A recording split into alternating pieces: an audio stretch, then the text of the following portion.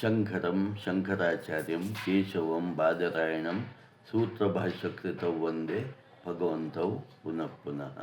ಶ್ರುತಿ ಸ್ಮೃತಿ ಪುರಾಣಾನಾಂ ಆಲಯಂ ಕರುಣಾಲಯಂ ನಮಾಮಿ ಭಗವತ್ಪಾದ ಶಂಕರಂ ಲೋಕಶಂಕರಂ.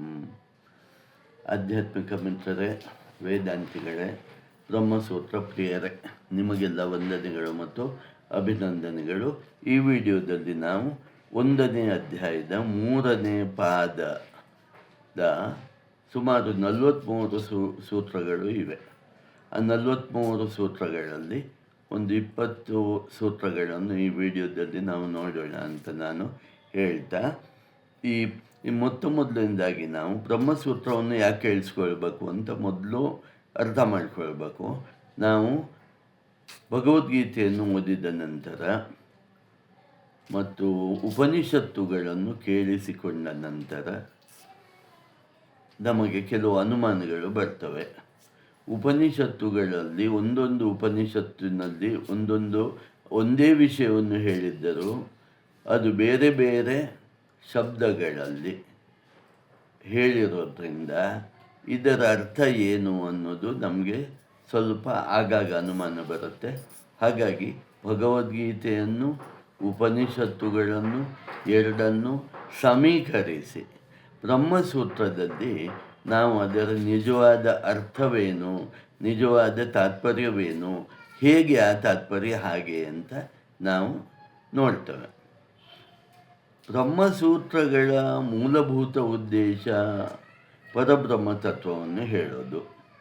ಎಲ್ಲವೂ ಪರಬ್ರಹ್ಮವೇ, ಪರಬ್ರಹ್ಮವನ್ನು ಬಿಟ್ಟು ಯಾವುದೂ ಇಲ್ಲ ಅನ್ನೋದು ಮೂಲಭೂತ ಸಿದ್ಧಾಂತ. ಮೊದಲು ಪರಬ್ರಹ್ಮ ಅನ್ನೋದು ಒಂದು ಮಾತ್ರ ಇತ್ತು, ಅದು ಜಗತ್ತಾಗಿ ಪರಿಣಮಿಸಿತು. ಹಾಗಾಗಿ ಆ ಜಗತ್ತು ಲಯವಾಗುವುದು ಅಂದರೆ ಮತ್ತೆ ಪರಬ್ರಹ್ಮದಲ್ಲಿ ಸೇರಿಕೊಳ್ಳುವುದು ಅಂತ. ಹಾಗಾಗಿ ನೀವು ಮೂಲಭೂತವಾಗಿ ಇಷ್ಟರ್ಥ ಮಾಡಿಕೊಳ್ಬೇಕು. ಏನು ಅಂದರೆ ಎಲ್ಲವೂ ಪರಬ್ರಹ್ಮನಿಂದಲೇ ಬಂದಿದೆ, ಎಲ್ಲ ಶಬ್ದಗಳು ಪರಬ್ರಹ್ಮನ ಬಗ್ಗೆ ಹೇಳುತ್ತವೆ ಅನ್ನೋದು ಮೂಲಭೂತವಾಗಿ ನೀವು ತಿಳ್ಕೊಂಡ ಮೇಲೆ ಅದು ಹೇಗೆ ಹೇಳುತ್ತೆ ಅನ್ನೋ ಚರ್ಚೆ ಬ್ರಹ್ಮಸೂತ್ರದಲ್ಲಿ ಬರುತ್ತೆ. ನೀವು ಉಪನಿಷತ್ತುಗಳನ್ನು ಓದಿದ್ರೆ ನಿಮ್ಮ ಮನಸ್ಸಿನಲ್ಲಿ ತನ್ನಿಂತಾನೇ ಸಂಶಯಗಳು ಉಂಟಾಗತ್ತೆ. ಆ ಸಂಶಯಕ್ಕೆ ಭಗವತ್ಪಾದ ಶಂಕರಾಚಾರ್ಯರು ಇಲ್ಲಿ ಸರಿಯಾದ ಉತ್ತರವನ್ನು ನಮಗೆ ಮನದಟ್ಟಾಗುವ ಹಾಗೆ ಜ್ಞಾನ ಪ್ರಧಾನವಾಗಿ ಕೊಟ್ಟಿದ್ದಾರೆ ಅನ್ನೋದು ಮೂಲಭೂತ ತತ್ವ. ಈಗ ಅಧ್ಯಾಯ 1ರಲ್ಲಿ ನಾವು ನೋಡಿದೆವು ಅಥಾತೋ ಬ್ರಹ್ಮ ಜಿಜ್ಞಾಸ. ಇನ್ನು ನಾವು ಬ್ರಹ್ಮ ಜಿಜ್ಞಾಸೆಯನ್ನು ಶುರು ಮಾಡುವ ಎಷ್ಟೋ ಜನ್ಮಗಳಲ್ಲಿ ಎಷ್ಟೋ ದೇಹಗಳನ್ನು ಪಡೆದು ಈ ಸಂಸಾರ ಚಕ್ರದಲ್ಲಿ ಸುತ್ತಿ ಸುತ್ತಿ ಸುತ್ತಿ ಸುತ್ತಿ ಈ ಜನ್ಮದಲ್ಲೂ ಆ ಸುತ್ತಿದ ಮೇಲೆ ನಮಗೆ ವಿವೇಕ ಮತ್ತು ವೈರಾಗ್ಯ ಶಮದಮಾದಿ ಷಟ್ ಸಂಪತ್ತುಗಳು ಬಂದ ಮೇಲೆ, ಅಂದರೆ ವೈರಾಗ್ಯ ಬಂದ ಮೇಲೆ ವಿವೇಕ ಜಾಗೃತವಾಗುತ್ತೆ.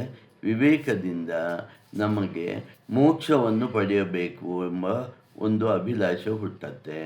ಈ ಮೋಕ್ಷವನ್ನೇ ಪಡೆಯಬೇಕೆಂದು ಯಾರಿಗೆ ಅಭಿಲಾಷೆ ಹುಟ್ಟತ್ತೋ ಅವರಿಗೆ ಬ್ರಹ್ಮಸೂತ್ರಗಳೇ ಅಂತಿಮ ದಾರಿ, ಬೇರೆ ಯಾವ ದಾರಿಯೂ ಇಲ್ಲ ಅಂತ. ಜ್ಞಾನಾದೇವತ್ತು ಕೈವಲ್ಯಂ. ಕೈವಲ್ಯ ಅಂದರೆ ಮೋಕ್ಷ ಪ್ರಾಪ್ತಿಯು ಜ್ಞಾನದಿಂದಲೇ ವಿನಃ ಅದಕ್ಕೆ ಬೇರೆ ದಾರಿ ಇಲ್ಲ ಅಂತ ವೇದಾಂತ ಹೇಳುತ್ತೆ. ಹಾಗಾಗಿ ಅಷ್ಟನ್ನು ನಾವು ತಿಳಿದುಕೊಂಡ ಮೇಲೆ ಪರಬ್ರಹ್ಮ ಪರಮಾತ್ಮನೇ ಎಲ್ಲ ಜೀವಗಳ ಒಳಗಿರುವ ಅಂತರ್ಯಾಮಿ ಅಂತ ನಾವು ಈವರೆಗೆ ತಿಳ್ಕೊಂಡಿದ್ದೇವೆ. ತ್ರಿಗುಣಾತ್ಮಕವಾದ ಪ್ರಕೃತಿಯು ಈ ಜಗತ್ತಿನ ಸೃಷ್ಟಿಗೆ ಕಾರಣವಲ್ಲ.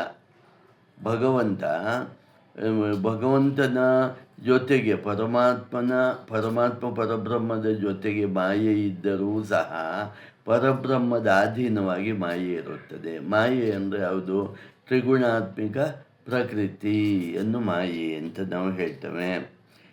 ಮಾಯೆ ಈ ಜಗತ್ತಿನ ಸೃಷ್ಟಿಗೆ ಕಾರಣವಲ್ಲ ಅಂದರೆ ಅದಕ್ಕೆ ಉಪಯೋಗ ಇಲ್ಲ ಅಂತಲ್ಲ. ಪರಬ್ರಹ್ಮನೇ ಕಾರಣ. ಪರಬ್ರಹ್ಮನ ಮಾತಿನಂತೆ ಮಾಯೆಯು ಈ ಸೃಷ್ಟಿಗೆ ಕಾರಣವಾಗಬಹುದೇ ವಿನಃ ಸ್ವತಂತ್ರವಾಗಿ ತ್ರಿಗುಣಾತ್ಮಕ ಪ್ರಕೃತಿಯು ಕಾರಣವಲ್ಲ ಅಂತ ಇಲ್ಲಿ ಹೇಳ್ತಾ ಇರೋದು. ಪ್ರಕೃತಿಯಾಗಲಿ ಜೀವನಾಗಲಿ ಅಂತರ್ಯಾಮಿತ್ವವನ್ನು ಮತ್ತು ನಿಯಾಮಕತ್ವವನ್ನು ಹೊಂದೋದಿಲ್ಲ ಅಂತ ಉಪನಿಷತ್ತುಗಳು ಹೇಳುತ್ತೆ. ಯಾಕಂದರೆ ಅಂತರ್ಯಾಮಿ ಆದವನಿಗೆ ಹೇಳಿದ ಗುಣಗಳು ಇಲ್ಲಿ ಜೀವನಿಗೆ ಇದು ಅನ್ವಯಿಸೋಲ್ಲ, ಇದು ಒಂದಕ್ಕೊಂದು ಸಮನ್ವಯ ಆಗೋದಿಲ್ಲ. ಹಾಗಾಗಿ ಎಲ್ಲ ಭೂತಗಳ ಅಂತರ್ಯಾಮಿ ಆಗಿರೋನು ಪರಮಾತ್ಮ ಪರಬ್ರಹ್ಮನೇ ಅಂತ ತಿಳ್ಕೊಂಡಿದ್ದೇವೆ. ಪರಮಾತ್ಮ ಎಲ್ಲದಕ್ಕೂ ಆಧಾರವಾಗಿರೋನು ಎಂದು ನಾವು ತಿಳಿದುಕೊಂಡಿದ್ದೇವೆ. ಮುಂದೆ ಈಗ 3ನೇ ಪಾದದಲ್ಲಿ ನಾವು ಏನು ತಿಳ್ಕೊಳ್ತೇವೆ ಅಂತ ನೋಡೋಣ. ಮೊದಲನೇ ಸೂತ್ರ ಹೇಳುತ್ತೆ. ಮೊದಲನೇ ಸೂತ್ರ ಹೀಗೆ ಬರುತ್ತೆ: ದ್ವಾಯತನಂ ಸ್ವಶಬ್ದಾತ್. ದ್ವಾಯತನಂ ಸ್ವಶಬ್ದಾತ್. ಭಗವಂತನು ಪೃಥ್ವಿಲೋಕ, ಸ್ವರ್ಗಲೋಕ ಮುಂತಾದ ಎಲ್ಲ ಲೋಕಗಳಿಗೆ ಆಶ್ರಯವಾಗಿದ್ದಾನೆ ಅಂತ ಈ ಸೂತ್ರ ಹೇಳುತ್ತೆ. ಪರಬ್ರಹ್ಮ ಪರಮಾತ್ಮನು ಸ್ವರ್ಗಲೋಕ ಅಂದರೆ ಇದನ್ನು ದ್ಯೂಲೋಕ ಅಂತ ಹೇಳ್ತಾರೆ. ಪೃಥ್ವಿಲೋಕ ಮತ್ತು ಅಂತರಿಕ್ಷದ ಎಲ್ಲ ಲೋಕಗಳಿಗೂ ಮತ್ತು ಎಲ್ಲ ಪ್ರಾಣಿಗಳಿಗೂ ಮತ್ತು ಆ ಎಲ್ಲ ಪ್ರಾಣಿಗಳ ಮನಸ್ಸು ಬುದ್ಧಿ ಇದು ಎಲ್ಲದಕ್ಕೂ ಆಧಾರಭೂತವಾಗಿದ್ದಾನೆ. ಹಾಗಾಗಿ ಭಗವಂತನು ಅಂತರ್ಯಾಮಿಯಾಗಿ ಕುಳಿತುಕೊಂಡಿದ್ದಾನೆ. ಆದುದರಿಂದ ಇಲ್ಲಿ ಉಪನಿಷತ್ತು ಹೇಳುತ್ತೆ, ಆದುದರಿಂದ ಆ ಆತ್ಮನನ್ನೇ ತಿಳಿಯಿರಿ, ಬೇರೆ ಮಾತುಗಳನ್ನು ಬಿಡಿರಿ ಅಂತ. ಇಲ್ಲಿ ಸ್ವಲ್ಪ ನಿಮಗೆ ನಾನು ಹೇಳುವಾಗಲೇ ಡೌಟು ಶುರುವಾಗುತ್ತೆ. ಏನು ನಾವು ಹೇಳಿದ್ದೇನು? ಪರಬ್ರಹ್ಮ ಪರಮಾತ್ಮನು ಎಲ್ಲ ಲೋಕಗಳಿಗೆ ಆಶ್ರಯವಾಗಿದ್ದಾನೆ, ಸರಿ ಆಯಿತು. ಆತ್ಮನನ್ನೇ ತಿಳಿಯಿರಿ, ಇದ್ದಕ್ಕಿದ್ದಾಗಿ ಇದೇ ಹೇಗೆ ಬಂತು? ಆತ್ಮನನ್ನೇ ತಿಳಿಯಿರಿ ಅಂದರೆ ಇಲ್ಲಿ ಹೇಳ್ತಾ ಇರೋದು ಏನು ಅಂತ ಅರ್ಥ ಮಾಡ್ಕೊಳ್ಬೇಕು. ಸ್ವ ಎಂಬ ಶಬ್ದದಿಂದ ಈ ಸೂತ್ರದಲ್ಲಿರೋದರಿಂದ ಸ್ವರ್ಗಲೋಕ, ಪೃಥ್ವಿಲೋಕ ಮುಂತಾದ ಎಲ್ಲ ಲೋಕಗಳಿಗೂ ಆತ್ಮನೇ ಆಶ್ರಯನಾಗಿದ್ದಾನೆ ಅಂತ ಇದು ಹೇಳುತ್ತೆ. ಯಾವ ಆತ್ಮ ಅಂತ ಈಗ ಪ್ರಶ್ನೆ. ಜೀವಾತ್ಮ ಆಶ್ರಯ ಆಗಿದ್ದನ್ನು ಜೀವಾತ್ಮ ಆಶ್ರಯ ಆಗಲಿಕ್ಕೆ ಸಾಧ್ಯವೇ ಇಲ್ಲ. ಹಾಗಾದರೆ ಪ್ರತ್ಯೇಗಾತ್ಮ ಆಶ್ರಯನಾಗಿದ್ದಾನೋ ಅಂದರೆ ಹೌದು, ಪ್ರತ್ಯೇಗಾತ್ಮ ಆಶ್ರಯನಾಗಿದ್ದಾನೆ. ಹಾಗಾದರೆ ಪ್ರತಿಯೊಬ್ಬನಲ್ಲಿ ನಾನು ನನ್ನನ್ನು ಪ್ರತ್ಯೇಗಾತ್ಮ ಅಂತ ತಿಳಿಯಬೇಕು ಅನ್ನೋದು ವಿಷಯ. ಪ್ರತ್ಯೇಗಾತ್ಮ ಅಂದರೆ ಏನು? ಪ್ರತ್ಯೇಗಾತ್ಮ ಅಂದರೆ ಪರಬ್ರಹ್ಮ ಸ್ವರೂಪ ಅಂತ ವಿಷಯ. ಈಗ ನೋಡಿ, ಇಲ್ಲಿ ಹೇಗಾಯಿತು? ಮೊದಲು ನಾವು ಪ್ರತಿಯೊಬ್ಬರಿಗೂ ನಮಗೆ ಇರೋ ಭಾವ ಯಾವುದು? ದೇಹ ಭಾವ. ನಾನು ಈ ದೇಹ ಅಂತ ತಿಳ್ಕೊಂಡಿರ್ತೇವೆ. ನಾನು ಈ ದೇಹ ಅನ್ನೋದಕ್ಕಿಂತ ಮುಂದೆ ಹೋಗಿ ನಾನು ಈ ಜೀವ ಅಂತ ತಿಳ್ಕೊಳ್ಬೇಕು. ಅದಕ್ಕಿಂತ ಮುಂದೆ ಹೋಗಿ ನಾನು ಬರೀ ಜೀವ ಅಲ್ಲ, ನಾನು ಪ್ರತ್ಯೇಗಾತ್ಮ ಅಂತ ತಿಳ್ಕೊಳ್ಬೇಕು. ಅದಕ್ಕಿಂತಲೂ ಮುಂದೆ ಹೋಗಿ ನಾನು ಪ್ರತ್ಯೇಗಾತ್ಮನಾದ ನಾನೇ ಪರಬ್ರಹ್ಮ ಸ್ವರೂಪ ಅಂತ ತಿಳ್ಕೊಳ್ಬೇಕು. ಹೀಗೆ ತಿಳಿದುಕೊಂಡಾಗ ನೋಡಿ, ಹೀಗೆ ತಿಳಿದುಕೊಂಡಾಗ ಪ್ರತ್ಯೇಗಾತ್ಮನು ಪರಬ್ರಹ್ಮ ಸ್ವರೂಪನಾಗಿದ್ದು ಈ ಜಗತ್ತಿಗೆ ಆಧಾರಭೂತನಾಗಿದ್ದಾನೆ. ಹಾಗೆಯೇ ಭೂಲೋಕ, ಭುವರ್ಲೋಕ, ಸುವರ್ಲೋಕ, ಮಹರ್ಲೋಕ ಮುಂತಾದ ಎಲ್ಲ ಲೋಕಗಳಿಗೂ ಅವನು ಆಧಾರಭೂತನಾಗಿದ್ದಾನೆ ಅಂತ ಹೇಳ್ತವೆ. ಈಗ ಪ್ರತ್ಯೇಗಾತ್ಮರಾದ ನಾವು, ಹಾಗಂದ್ರೆ ಇದು ಯಾರಪ್ಪ? ಇದು ಯಾರು ಈ ಪ್ರತ್ಯೇಗಾತ್ಮ ಅಂದರೆ ಯಾರು ಅಂದರೆ ನೀವೇ ಈಗ ಕೇಳಿಸ್ಕೊಳ್ತಾ ಇದ್ದೀರಲ್ವ, ನೀವೇ ಪ್ರತ್ಯೇಗಾತ್ಮ. ನಾನೇ ಹೇಳ್ತಾ ಇದ್ದೇನಲ್ಲ, ನಾನೇ ಪ್ರತ್ಯೇಗಾತ್ಮ. ಅಂದರೆ ನಾನು ದೇಹ ಅಲ್ಲ, ನಾನು ಜೀವನೂ ಅಲ್ಲ, ನಾನು ಅದಕ್ಕಿಂತ ಒಳಗೆ ಇರುವ ಪ್ರತ್ಯೇಗಾತ್ಮನು, ನಾನು ಪರಬ್ರಹ್ಮ ಪರಮಾತ್ಮ ಸ್ವರೂಪಿ ಅಂತ ತಿಳ್ಕೊಳ್ಳಿ ಅಂತ ಹೇಳ್ತಾ ಇದ್ದಾರೆ. ಹೀಗೆ ತಿಳ್ಕೊಳ್ಬೇಕು.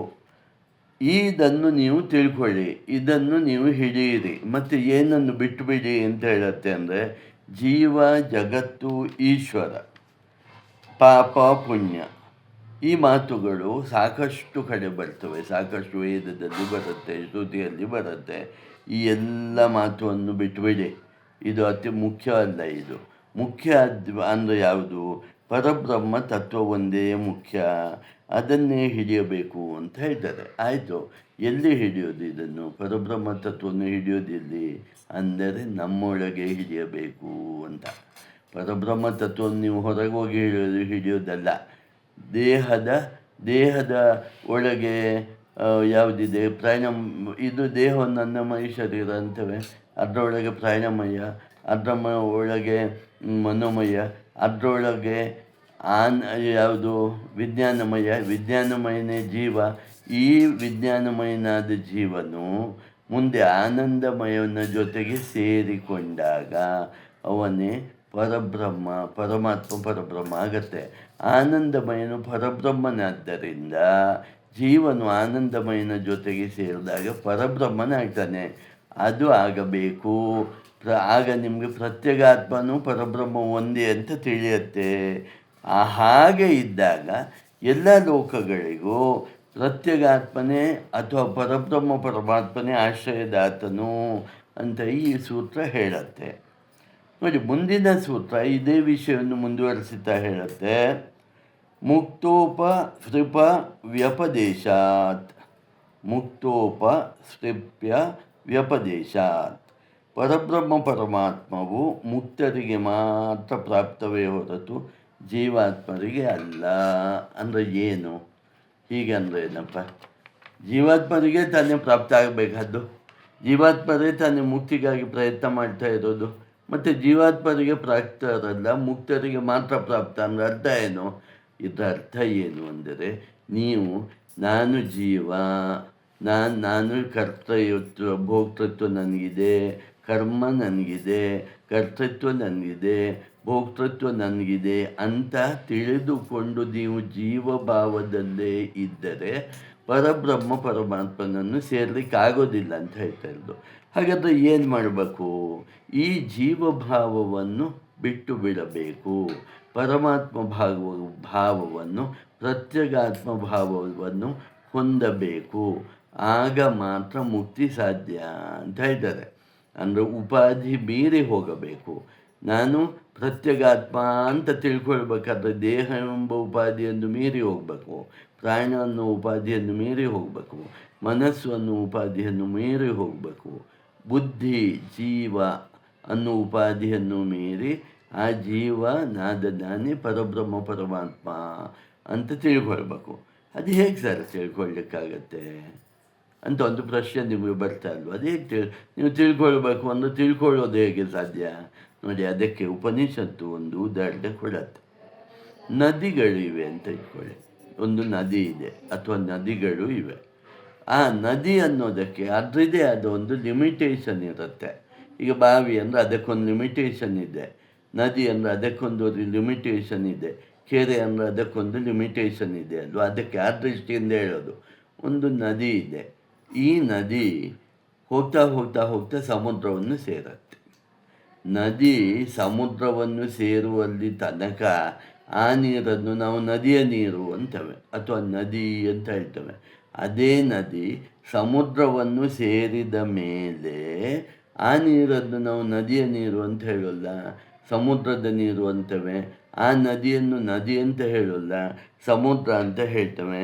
ಅದೇ ಥರ ಯಾರು ಪರಬ್ರಹ್ಮ ಪರಮಾತ್ಮನನ್ನೇ ಕಂಡುಕೊಂಡಿದ್ದಾರೋ ಅವರು ಮೋಕ್ಷಗಾಮಿಗಳಾಗುತ್ತಾರೆ ಅಂತ ಹೇಳೋದು. ಅಂದರೆ ಏನು? ಯಾರು ಪರಬ್ರಹ್ಮ ಪರಮಾತ್ಮವನ್ನು ಕಂಡುಕೊಂಡಿದ್ದಾರೋ ಅವರು ಪರಬ್ರಹ್ಮವೇ ಆಗುತ್ತಾರೆ.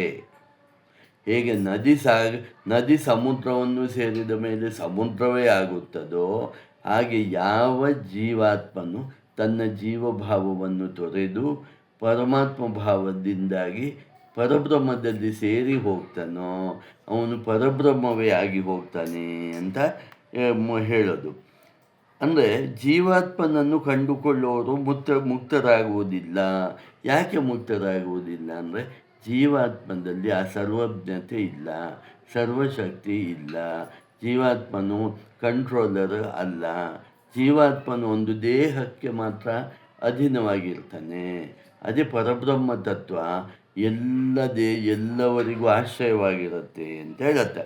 ನೋಡಿ, ಮುಂಡಕ ಉಪನಿಷತ್ತು ಹೀಗೆ ಹೇಳುತ್ತೆ. ತಥಾ ವಿದ್ವಾನ್ ನಾಮರೂಪಾದ್ವಿಮುಕ್ತಃ ಪರಾತ್ಪರಂ ಪುರುಷ ಮುಪೈತಿ ದಿವ್ಯಂ. ಅಂದರೆ ಏನು? ಯಾರು ಜ್ಞಾನಿಯಾದವನು ನಾಮರೂಪಗಳನ್ನು ಬಿಟ್ಟು ಅದನ್ನು ಮೀರಿ ಈ ಪರಬ್ರಹ್ಮದಲ್ಲಿ ಒಂದಾಗುತ್ತಾನೋ ಅವನು ಮುಕ್ತಿಯನ್ನೇ ಹೊಂದುತ್ತಾನೆ. ಒಟ್ಟಾರೆ ಈ ಸೂತ್ರದ ಅರ್ಥ ಏನಾಯಿತು? ಭೂಮಿ, ಸ್ವರ್ಗಲೋಕ, ದಿವ್ಯಲೋಕಗಳ ನೆಲೆಯಾದುದು, ಆಶ್ರಯವಾಗಿರೋದು ಪರಬ್ರಹ್ಮ ಪರಮಾತ್ಮ ಅಂತ ಮುಂಡಕೋಪನಿಷತ್ತು ಹೇಳುತ್ತೆ. ಆಮೇಲೆ ಮುಂದುವರಿದು ಮುಂಡಕೋಪನಿಷತ್ತು ಹೇಳುತ್ತೆ ನೋಡಿ, ಇಲ್ಲಿ ಇದೊಂದು ಸ್ವಲ್ಪ ಅರ್ಥ ಮಾಡ್ಕೊಳ್ಳಿ. ನಾನು ಮುಂದೆ ಹೀಗೆ ಹೇಳುವ ವಿಚಾರವನ್ನು. ಮುಂಡಕೋಪನಿಷತ್ತು ಒಂದು ವಿಚಾರ ಹೇಳುತ್ತೆ.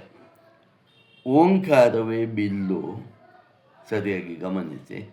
ಓಂಕಾರ, ನಾವು ಓಂ ಅಂತ ಹೇಳ್ತೀವಲ್ಲ, ಆ ಓಂಕಾರವನ್ನು ಬಿಲ್ಲು ಅಂತ ತಿಳ್ಕೊಳ್ಳಿ. ಈಗ ಬಿಲ್ಲು ಬಾಣ ಅಂತ ಹೇಳೋ ಇದೆ ಅಲ್ಲ. ಬಾಣ ಅಂದರೆ ಬಿಡೋದು, ಬಿಲ್ಲು ಅಂದರೆ ಬಿಲ್ಲಿನ ಸಹಾಯದಿಂದ ಬಾಣ ಬೀಳ್ತವೆ. ಓಂಕಾರವನ್ನು ಬಿಲ್ಲು ಅಂತ ತಗೊಳ್ಳಿ. ಜೀವನನ್ನು ಬಾಣ ಅಂತ ತಗೊಳ್ಳಿ. ಈಗ ಬಿಲ್ಲಿನಿಂದ ಬಾಣವನ್ನು ಹೂಡುವಾಗ ಎಲ್ಲೆಲ್ಲೋ ಬಿಡೋಲ್ಲ, ಒಂದು ಗುರಿ ಬೇಕಲ್ವ? ಗುರಿ ಬೇಕಲ್ಲ. ಯಾವ ಗುರಿ ಅದು? ಆ ಗುರಿಯೇ ಪರಬ್ರಹ್ಮ. ಹಾಗಾದರೆ ಬಿಲ್ಲು ಯಾವುದು? ಓಂಕಾರ. ಬಾಣ ಯಾವುದು? ಜೀವಾತ್ಮ ಅಥವಾ ಜೀವಭಾವ. ಗುರಿ ಯಾವುದು? ಪರಬ್ರಹ್ಮ ಪರಮಾತ್ಮ. ಈಗ ಈ ಬಿಲ್ಲಿನಿಂದ ಹೊರಟ ಬಾಣ ಅಂದರೆ ಬಿಲ್ಲೆಂಬ ಓಂಕಾರದಿಂದ ಬಾಣವೆಂಬ ಜೀವಾತ್ಮನು ಹೊರಟು ಸೇರೋದು ಎಲ್ಲಿಗೆ? ಪರಬ್ರಹ್ಮ ಪರಮಾತ್ಮ ತತ್ವಕ್ಕೆ ಸೇರಿ ಈ ಜೀವಾತ್ಮನಾಗಿ ಅವನು ಉಳಿಯೋದಿಲ್ಲ. ಅವನೇನಾಗ್ತಾನೆ? ಪರಬ್ರಹ್ಮ ಪರಮಾತ್ಮನೇ ಆಗುತ್ತಾನೆ. ಇದು ನೋಡಿ, ಎಷ್ಟು ಇದು ಸೂಕ್ಷ್ಮ ವಿಚಾರ. ಇದು ತಿಳ್ಕೊಂಡ್ರೆ ತುಂಬ ಆಧ್ಯಾತ್ಮಿಕವಾಗಿ ಅನುಕೂಲ ಆಗತ್ತೆ. ಮುಂದಿನ ಪ್ರಶ್ನೆ, ಹಾಗಾಗಿ ಈವರೆಗಿನ ಪ್ರಶ್ನೆ ಏನು? ಈ ಜಗತ್ತಿಗೆ ಆಶ್ರಯ ಯಾರು? ಈ ಜಗತ್ತಿಗೆ ಆಶ್ರಯ ಪರಮಾತ್ಮ, ಪರಬ್ರಹ್ಮ ಅಥವಾ ಪರಮಾತ್ಮ, ಎಲ್ಲ ಒಂದೇ ವಿಷಯ. ಅದು ಮುಂದಿನ ಪ್ರಶ್ನೆ ಬರುತ್ತೆ. ತ್ರಿಗುಣಾತ್ಮಿಕ ಪ್ರಕೃತಿಯು, ಇದನ್ನು ಸಾಂಖ್ಯರು ಪ್ರಧಾನ ಅಂತ ಹೇಳ್ತಾರೆ, ಅನಾದಿ. ಅದು ಅನಾದಿ. ಹಾಗಾಗಿ ಪ್ರಕೃತಿ ಎಲ್ಲದಕ್ಕೂ ಆಧಾರ ಎಂದು ಯಾಕೆ ತಗೊಳ್ಬಾರ್ದು? ಈಗ ಯಾವುದು? ಪರಬ್ರಹ್ಮವೂ ಅನಾದಿ, ಆದಿಯೂ ಇಲ್ಲ ಅಂತ್ಯವೂ ಇಲ್ಲ. ಹಾಗೆ ತ್ರಿಗುಣಾತ್ಮಕ ಪ್ರಕೃತಿಗೂ ಆದಿಯೂ ಇಲ್ಲ ಅಂತ್ಯವೂ ಇಲ್ಲ. ಹಾಗಿದ್ದಾಗ ತ್ರಿಗುಣಾತ್ಮಿಕ ಪ್ರಕೃತಿಯನ್ನೇ ನಾವು ಎಲ್ಲದಕ್ಕೂ ಆಧಾರ, ಎಲ್ಲ ಲೋಕಗಳಿಗೂ ಆಧಾರ ಅಂತ ಯಾಕೆ ತಗೊಳ್ಬಾರ್ದು? ಇದನ್ನು ತಗೊಳ್ಬೋದಾದ್ರೆ ಅದನ್ನು ತಗೊಳ್ಬೋದಲ್ಲ ಅನ್ನೋದು ಪ್ರಶ್ನೆಗೆ ಮುಂದಿನ ಸೂತ್ರ ಉತ್ತರಿಸತ್ತೆ. ಏನು ಹೇಳುತ್ತೆ? ನ ಅನುಮಾನಂ ಅತ ಶಬ್ದಾತ್. ನ ಅನುಮಾನಂ ಅತ ಶಬ್ದಾತ್. ಅನುಮಾನ ಎಂದರೆ ಇಲ್ಲಿ ಪ್ರಕೃತಿ ಅಂತ ಅರ್ಥ. ಅನುಮಾನ ಎಂದರೆ ಪ್ರಕೃತಿ ಅಂತ ಅರ್ಥ. ಅಥವಾ ಇದನ್ನೇ ಪ್ರಧಾನ ಅಂತಲೂ ಕರೀತಾರೆ. ತ್ರಿಗುಣಾತ್ಮಕ ಪ್ರಕೃತಿಯದ್ದೇ ನೀವು ವೇದಾಂತ ಪುಸ್ತಕ ಬುಕ್ ಓದಿದಾಗ ಪ್ರಧಾನ ಅಂತ ಸುಮಾರು ಸಲ ಬರ್ತಾರೆ. ಅವಾಗ ಕನ್ಫ್ಯೂಸ್ ಆಗೋಗುತ್ತೆ, ಏನಿದು ಪ್ರಧಾನ ಅಂದರೆ ಏನು ಅಂತ. ಪ್ರಕೃತಿ, ತ್ರಿಗುಣಾತ್ಮಿಕ ಪ್ರಕೃತಿ ಯಾವುದು ಹೇಳಿ? ತಮೋಗುಣ, ರಜೋಗುಣ, ಸಾತ್ವಿಕ ಗುಣದಿಂದ ಈ ಪ್ರಕೃತಿ ಆಗಿದೆ. ಈ ಪ್ರಕೃತಿಯನ್ನೇ ಪ್ರಧಾನ ಅಂತ ಹೇಳ್ತಾರೆ. ಹಾಗಾಗಿ ಇದೇನು ಹೇಳ್ತಾರೆ? ಪ್ರಕೃತಿ ಅಥವಾ ಪ್ರಧಾನ ಇದರಿಂದ ಇದೇ ಈ ಜಗತ್ತಿಗೆ ಆಶ್ರಯ ಅಂದರೆ ಅಲ್ಲ ಅಂತ ಹೇಳ್ತಾರೆ. ಆದರೆ ವೇದಾಂತದ ಪ್ರಕಾರ ಇದು ಸಾಧ್ಯ ಇಲ್ಲ. ಪ್ರಕೃತಿಯೇ ಎಲ್ಲ ಲೋಕಗಳಿಗೂ ಆಶ್ರಯ. ಸ್ವರ್ಗಲೋಕಕ್ಕೆ, ಮರ್ತ್ಯಲೋಕಕ್ಕೆ, ಎಲ್ಲ ಲೋಕಗಳಿಗೆ ಆಶ್ರಯ ಸಾಧ್ಯ ಇಲ್ಲ. ಯಾಕೆ? ಅತಶಬ್ದ ಅಂತ ಹೇಳುತ್ತೆ. ಮುಂಡಕೋಪನಿಷತ್ತಿನಲ್ಲಿ ಎಲ್ಲಿಯೂ ಸಹ ಸ್ವರ್ಗಲೋಕ ಇತ್ಯಾದಿ ಲೋಕಗಳಿಗೆ ಪ್ರಧಾನ ಅಥವಾ ಪ್ರಕೃತಿ ಆಶ್ರಯವಾಗಿದೆ ಎಂದು ಎಲ್ಲಿಯೂ ಹೇಳಿಲ್ಲ. ಜೀವಾತ್ಮನೇ ಈ ಜಗತ್ತಿಗೆ ಎಲ್ಲಿಯೂ ಹೇಳಲಿಲ್ಲ. ಹಾಗಾಗಿ ಇಲ್ಲಿ ಇನ್ನೊಂದು ವಿಷಯ ಮುಗೀತು. ಏನು? ಯಾವ ವಿಷಯ ಮುಗೀತು? ಇಡೀ ಲೋಕಗಳಿಗೆ ಭೂಲೋಕ ಇರ್ಬೋದು, ಸ್ವರ್ಗಲೋಕ ಇರ್ಬೋದು, ಯಾವುದೇ ಲೋಕಗಳಿಗಾಗಿ ಪರಬ್ರಹ್ಮ ಪರಮಾತ್ಮನೇ ಆಶ್ರಯವೇ ಹೊರತು ಪ್ರಕೃತಿ ಆಶ್ರಯವಲ್ಲ ಅಂತ ತಿಳಿತು. ಆಯ್ತಪ್ಪ, ಹಾಗಿದ್ರೆ ಜೀವಾತ್ಮನ ಈ ಜಗತ್ತಿಗೆಲ್ಲ ಆಶ್ರಯ ಅಂತ ತಿಳ್ಕೊಳ್ಳೋಣ ಅಂತ ಈಗ ಪ್ರಶ್ನೆ. ಸರಿ, ಈಗ ಪ್ರಕೃತಿ ಅಲ್ಲ ತಾನೇ, ಬೇಡ, ಜೀವಾತ್ಮನನ್ನೇ ನಾವು ಈ ಎಲ್ಲ ಲೋಕಗಳಿಗೆ ಆಶ್ರಯ ಅಂತ ಇಟ್ಕೊಳ್ಳೋಣ. ಸ್ವಲ್ಪ ಹೈಯರ್ ಲೆವೆಲ್ನಲ್ಲಿರೋ ಜೀವಾತ್ಮನನ್ನೇ ತಗೊಳ್ಳೋಣ ಅಂದರೆ, ಯಾಕೆಂದರೆ ಇವರು ಹೇಳ್ತಾರೆ ಯಾಕೆ ತಗೊಳ್ಬೋದು ಅಂದರೆ, ಭಗವದ್ಗೀತೆಯಲ್ಲಿ ಶ್ರೀಕೃಷ್ಣ ಪರಮಾತ್ಮನೇ ಹೇಳ್ತಾನೆ, ಪರಾಪ್ರಕೃತಿ ಈ ಲೋಕಕ್ಕೆ ಆಧಾರವಾಗಿದೆ, ಪರಾಪ್ರಕೃತಿ ಈ ಎಲ್ಲ ಲೋಕಕ್ಕೆ ಆಧಾರವಾಗಿದೆ ಎಂದು ಹೇಳಿದೆ, ಭಗವದ್ಗೀತೆಯಲ್ಲಿ ಹೇಳಿದೆ. ಹಾಗಾಗಿ ಅದನ್ನೇ ಯಾಕೆ ತಗೊಳ್ಬಾರ್ದು, ಜೀವಾತ್ಮನನ್ನೇ ಯಾಕೆ ತಗೊಳ್ಬಾರ್ದು ಆಶ್ರಯ ಅಂತ? ಅದಕ್ಕೆ ಮುಂದಿನ ಸೂತ್ರ ಹೇಳುತ್ತೆ ಸಾಧ್ಯ ಇಲ್ಲ ಅಂತ. ಮುಂದಿನ ಸೂತ್ರ ಹೇಗೆ ಹೇಳುತ್ತೆ ಅಂದ್ರೆ ನೋಡಿ, ಪ್ರಾಣಭೃಚ್ಚ ಪ್ರಾಣಧಾರಿಯು ಎಂದರೆ ಜೀವಾತ್ಮನು, ದ್ಯುಲೋಕ ಭೂಮಿ ಮೊದಲಾದವುಗಳ ನೆಲೆಯಲ್ಲ. ಪ್ರಾಣಭೃಚ್ಚ ಅಂದರೆ ಪ್ರಾಣಧಾರಿಯಾದ ಜೀವಾತ್ಮನು ದ್ಯುಲೋಕ ಅಂದರೆ ಸ್ವರ್ಗಲೋಕ, ಭೂಮಿ ಮೊದಲಾದವುಗಳ ಲೋಕಗಳಿಗೆ ನೆಲೆಯಲ್ಲ. ಏಕೆಂದರೆ ಜೀವಾತ್ಮನನ್ನು ಬೋಧಿಸುವ ಶಬ್ದ ಇಲ್ಲದೇ ಇರೋದ್ರಿಂದ, ಅಂದರೆ ಶ್ರುತಿಯಲ್ಲಿ ಆ ಶಬ್ದ ಇಲ್ಲ, ಶಾಸ್ತ್ರಗಳಲ್ಲಿ ಆ ಶಬ್ದ ಇಲ್ಲ. ಯಾವ ಶಬ್ದ ಇಲ್ಲ? ಜೀವಾತ್ಮನು ಎಲ್ಲ ಲೋಕಗಳಿಗೂ ಆಶ್ರಯದಾತ ಅನ್ನೋ ಶಬ್ದ ಇಲ್ಲದ್ದರಿಂದ ಜೀವಾತ್ಮನಿಗೆ ಸರ್ವಜ್ಞತ್ವ ಇಲ್ಲ. ಹಾಗೆ ಸರ್ವಜ್ಞತ್ವ ಬರುವ ಸಾಧ್ಯತೆಯೂ ಇಲ್ಲ. ಮತ್ತು ಜೀವನಿಗೆ ಸಂಬಂಧಪಟ್ಟ ಆತ್ಮ ಅಂತ ಶಬ್ದವಿಲ್ಲದಿರುವುದರಿಂದ, ಆತ್ಮ ಅನ್ನೋ ಶಬ್ದ ಇಲ್ಲ. ಆತ್ಮ ಅಂದರೆ ಪ್ರತ್ಯೇಗಾತ್ಮ ಅಂತ ನಾವು ಅರ್ಥ ಮಾಡಿಕೊಳ್ಬೇಕು. ಜೀವಾತ್ಮನು ಲೋಕಗಳಿಗೆ ಆಶ್ರಯ ಎಂದು ತಿಳಿದುಕೊಳ್ಳಲು ಸಾಧ್ಯವಿಲ್ಲ ಅಂತ ಹೇಳುತ್ತೆ. ಅಲ್ಲಿಗೆ ಏನಾಯಿತು? ಇಲ್ಲೂ ಏನಾಯಿತು? ಹಾಗಾಗಿ ಪರಬ್ರಹ್ಮ ಪರಮಾತ್ಮನೇ ಸಕಲ ಲೋಕಗಳಿಗೂ ಸಕಲ ಜೀವಿಗಳಿಗೂ ಆಶ್ರಯ ಅಂತಾಯಿತು. ಮತ್ತು ಇನ್ನೊಂದು ಪಾಯಿಂಟ್ ಹೇಳ್ತಾರೆ, ಆತ್ಮನೊಂದು ಆನಂದ ಸ್ವರೂಪ, ಅಮೃತ ಇತ್ಯಾದಿ ಶಬ್ದದಿಂದ ಹೇಳಿದೆ. ಯಾವ ಆತ್ಮನನ್ನು? ಜೀವಾತ್ಮನನ್ನಲ್ಲ, ಪ್ರತ್ಯೇಗಾತ್ಮನನ್ನು. ಹಾಗಾಗಿ ಜೀವಾತ್ಮನು ಆನಂದ ಸ್ವರೂಪನಲ್ಲ, ದುಃಖ ಸ್ವರೂಪ. ಜೀವಾತ್ಮನು ಆನಂದ ಸ್ವರೂಪನಲ್ಲ, ಪ್ರತ್ಯೇಗಾತ್ಮನು ಮಾತ್ರ ಆನಂದ ಸ್ವರೂಪ. ಜೀವಾತ್ಮನು ದುಃಖ ಸ್ವರೂಪ. ಯಾಕೆಂದರೆ ಅವನು ಈ ಸಂಸಾರದಲ್ಲಿ ತೇಲಿ ಮುಳುಗಿ ಎದ್ದು ದುಃಖಗಳನ್ನು ಪಡೆದು ಸುಖಗಳನ್ನು ಪಡೆದು ಇರೋದ್ರಿಂದ ಇದು ಜೀವಾತ್ಮನು ಎಲ್ಲ ಲೋಕಗಳಿಗೆ ಆಶ್ರಯ ಅಂದರೆ ಹೊಂದುವುದಿಲ್ಲ ಅಂತ ಈ ಸೂತ್ರ ಹೇಳುತ್ತೆ. ಮತ್ತು ಮುಂದಿನ ಸೂತ್ರ 3ನೇ ಪಾದದ 5ನೇ ಸೂತ್ರ ಹೇಳುತ್ತೆ, ಭೇದ ವ್ಯಪದೇಶಾತ್, ಜೀವಾತ್ಮನು ಪರಮಾತ್ಮನಿಗಿಂತ ಬೇರೆ, ಜೀವಾತ್ಮನೇ ಬೇರೆ ಪರಮಾತ್ಮನೇ ಬೇರೆ ಅಂತ ಸ್ಪಷ್ಟವಾಗಿ ಶ್ರುತಿಗಳು ಹೇಳುತ್ತವೆ. ಹಾಗೂ ಜೀವಾತ್ಮನು ಪರಮಾತ್ಮನಲ್ಲಿ ಲೀನವಾಗುವವರೆಗೆ ಅವನ ಪ್ರತ್ಯೇಕತೆಯನ್ನು ಕಾಯ್ದುಕೊಂಡಿರ್ತಾನೆ. ಅಲ್ಲ ಸರ್, ನೀವು ಜೀವಾತ್ಮನೇ ಪರಮಾತ್ಮ, ಜೀವೋ ಬ್ರಹ್ಮ ಇವನಾಪರ ಅಂತ ಹೇಳಿದ್ರಲ್ಲ, ಇವಾಗ ಹೇಳ್ತಾರೆ ಜೀವಾತ್ಮನೇ ಬೇರೆ ಪರಮಾತ್ಮನೇ ಬೇರೆ ಅಂದರೆ ಇದು ಹೇಗೆ ಅಂತ ನಿಮಗೆ ಒಂದು ಪ್ರಶ್ನೆ ಬರುತ್ತಲ್ವ. ಈ ಪ್ರಶ್ನೆಗೆ ಉತ್ತರ ಏನು ಗೊತ್ತಾ? ಎಲ್ಲಿಯ ತನಕ ನಮಗೆ ಜೀವಭಾವ ಇರುತ್ತೋ, ಎಲ್ಲಿ ನಮಗೆ ಅಂದರೆ ಜೀವನಿಗೆ, ಯಾರು ಜೀವನ ಯಾರು? ನಾವೇ.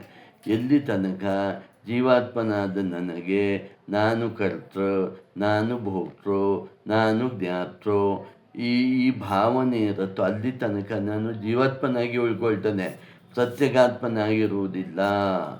ಹಾಗಾಗಿ ಆ ಜೀವಾತ್ಮನೇ ಬೇರೆ, ಆನಂದ ಸ್ವರೂಪನಾದ ಪರಬ್ರಹ್ಮ ಪರಮಾತ್ಮನೇ ಬೇರೆ ಅಂತ ಇಲ್ಲಿ ಹೇಳಿದ್ದು, ಕನ್ಫ್ಯೂಸ್ ಆಗಬಾರ್ದು.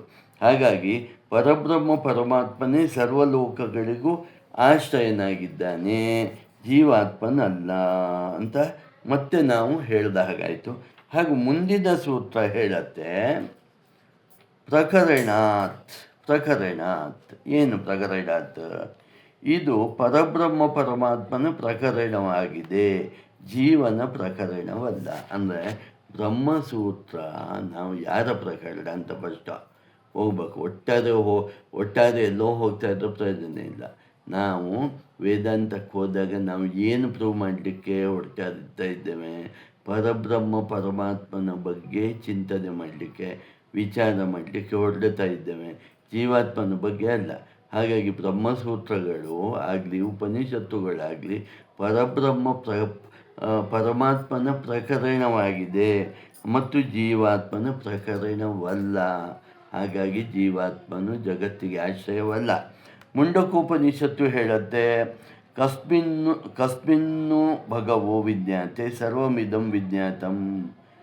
ಯಾವುದನ್ನು ಅರಿತುಕೊಂಡರೆ ಎಲ್ಲವನ್ನು ಅರಿತುಕೊಂಡಂತೆ ಆಗುತ್ತದೆ ಅಂತ ಎಂದರೆ, ಪರಬ್ರಹ್ಮ ಪರಮಾತ್ಮನನ್ನು ತಿಳಿದುಕೊಂಡರೆ ಎಲ್ಲವನ್ನು ತಿಳಿದುಕೊಂಡಾಗುತ್ತದೆ ಅಂತ ಹೇಳತ್ತೆ ವಿನಃ, ಜೀವಾತ್ಮನನ್ನು ತಿಳಿದುಕೊಂಡರೆ ಎಲ್ಲವನ್ನು ತಿಳಿದುಕೊಂಡಂತೆ ಆಗುತ್ತದೆ ಅಂತ ಹೇಳ್ತಾ ಇಲ್ಲ. ಹಾಗಾಗಿ ಈ ಸೂತ್ರದ ಪ್ರಕಾರವು ಪರಬ್ರಹ್ಮ ಪರಮಾತ್ಮನೇ ಎಲ್ಲ ಲೋಕಗಳಿಗೂ ಆಶ್ರಯನಾಗಿದ್ದಾನೆ. ಮುಂದಿನ ಸೂತ್ರ ಹೇಳುತ್ತೆ, ಸ್ಥಿತಿ ಅದನಾಭ್ಯಂಚ. ಜೀವ ಮತ್ತು ಪರಬ್ರಹ್ಮ ಪರಮಾತ್ಮ ಇಬ್ಬರು ಒಂದೇ ದೇಹದಲ್ಲಿ ಬೇರೆ ಬೇರೆ ಆಗಿರುತ್ತಾರೆ, ಹೃದಯದಲ್ಲಿ ಇದ್ದಾರೆ ಅಂತ ಹೇಳ್ತೇವೆ ನಾವು. ಈಗ ಎಲ್ಲಿದ್ದಾರೆ? ಜೀವನು ಹೃದಯದಲ್ಲೇ ಇದ್ದಾನೆ, ಪರಮಾತ್ಮನು ಹೃದಯದಲ್ಲೇ ಇದ್ದಾನೆ. ಹೃದಯದಲ್ಲಿ ಇದ್ದರೂ ಅವರು ಬೇರೆ ಬೇರೆಯಾಗಿದ್ದಾರೆ ಅಂತ ಹೇಳಿದೆ. ಯಾಕೆ ಬೇರೆ ಬೇರೆಯಾಗಿದ್ದಾರೆ? ಜೀವಾತ್ಮನು ತನ್ನ ಕರ್ಮಫಲವನ್ನು ಭೋಗಿಸುವವನಾಗಿ ಇದ್ದಾನೆ. ತಾನು ಕರ್ತೃ, ತಾನು ಭೋಕ್ತೃ, ತಾನು ಕರ್ಮ ಮಾಡಿದ್ದೇನೆ, ನನಗೆ ಕರ್ಮಫಲ ಬೇಕು ಅನ್ನೋ ದೃಷ್ಟಿಯಲ್ಲಿ ಜೀವಾತ್ಮನು ಹೃದಯದಲ್ಲಿ ಕೂತಿದ್ದಾನೆ. ಪರಮಾತ್ಮನು ತನ್ನ ಸ್ವಂತ ವೈಭವದಲ್ಲಿ ಮೆರೆಯುತ್ತಾ ಇದ್ದಾನೆ.